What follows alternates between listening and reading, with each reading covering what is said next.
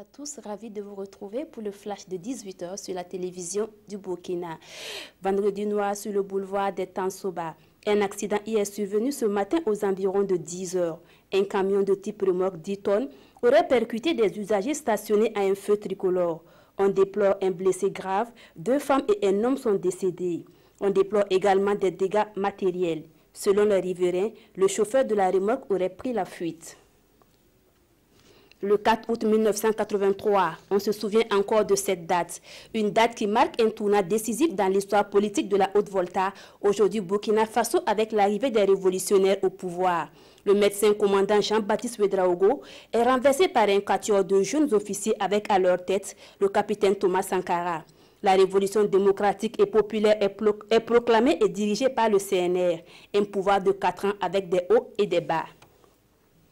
Aujourd'hui, 4 août 2017, marque également la rentrée politique de l'UFC, l'Union des forces centristes, un parti d'obédience sankariste et se réclamant du mouvement panafricaniste. Ce jeune parti créé en 2011 entend par cette rentrée politique manifester son adhésion aux idéaux de la révolution d'août 83. C'est aussi l'occasion de donner leur lecture de la situation nationale, une situation qu'ils dépeignent en rouge. Le chef du gouvernement, Paul Kaba-Thiéba, était hier à Tongomayel dans le Soum pour le lancement du programme d'urgence pour le Sahel. En marge du lancement, Paul Kaba-Thiéba s'est rendu à Djibo, où il a échangé à huis clos avec les responsables militaires. À sa sortie, il dit être allé témoigner la reconnaissance du gouvernement burkinabé et de toute la nation à ces hommes qui se battent pour la sécurité du Burkina Faso. L'Union des chauffeurs routiers du Burkina observe depuis ce matin un arrêt de travail d'une durée indéterminée.